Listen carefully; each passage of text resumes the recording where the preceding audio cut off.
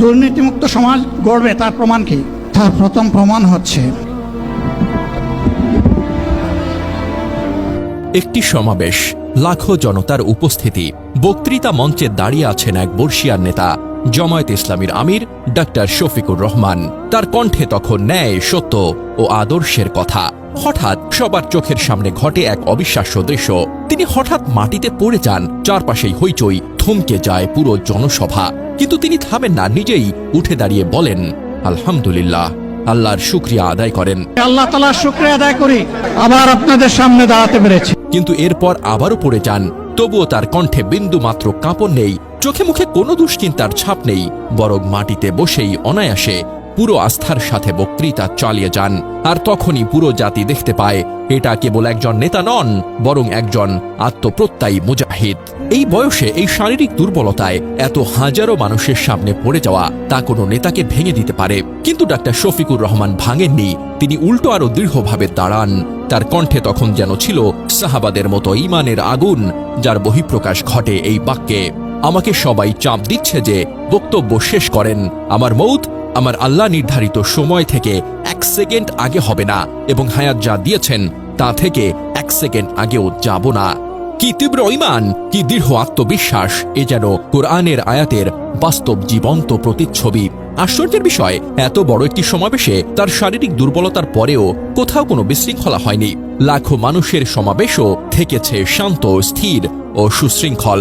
কারণ এই সমাবেশ ছিল আদর্শভিত্তিক, দায়িত্বশীল নেতৃত্বের একটি উজ্জ্বল দৃষ্টান্ত।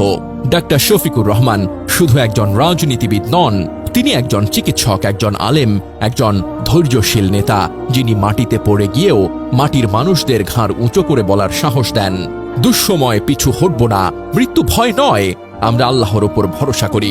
এদিকে সোহরাওয়ার্দীতে ঐতিহাসিক সমাবেশে জামায়াতে ইসলামীর আমির ডাক্তার শফিকুর রহমান বলেন, জামায়াতে ইসলামী যদি আল্লাহর ইচ্ছায় দেশের মানুষের সেবা করার সুযোগ পায়, তাহলে আমি মালিক হব না, সেবক হব ইনশা আল্লাহ। এই একটি বাক্যে ফুটে ওঠে একজন খাঁটি ইমানদার নেতার আত্মপ্রত্যয় ও খেদমতের মনোভাব।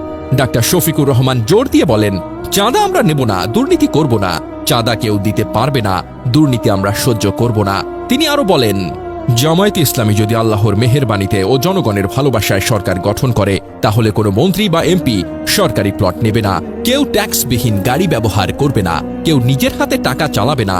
যে মন্ত্রী বা এমপি যে কোনো কাজে বরাদ্দ পাবে, সেই কাজ শেষে পুরো জাতির সামনে রিপোর্ট দিতে বাধ্য থাকবে। এই প্রতিশ্রুতি শুধু রাজনৈতিক বক্তব্য নয়, এটি একটি সম্ভাব্য পবিত্র শাসন ব্যবস্থার রূপরেখা। বক্তব্যের শেষাংশে জামায়াত আমির বলেন, আল্লাহর ইচ্ছা শরীর আমাকে সাময়িকভাবে সহযোগিতা করেনি, এটাও আল্লাহর ইচ্ছা যে এখন আল্লাহ আমাকে কথা বলার সুযোগ দিচ্ছেন।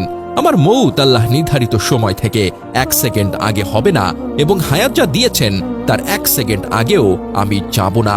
বক্তব্য শেষে জামায়াত আমির নেতাদের সঙ্গে মঞ্চে দাঁড়ান। তখন জামায়াতের সেক্রেটারি জেনারেল মিয়া গোলাম পরওয়ার বলেন, প্রচণ্ড গরমে অনেকে যেমন অসুস্থ হয়েছেন, আমাদের আমিরের জামায়াতও সাময়িক অসুস্থ হয়ে পড়েছিলেন। মহান আল্লাহ তাআলা তাকে কথা বলা ও সমাপ্ত ঘোষণার তৌফিক দিয়েছেন। এ সময় জামায়াত আমিরকে 2 পাশ থেকে ধরেছিলেন 2 জন নেতা।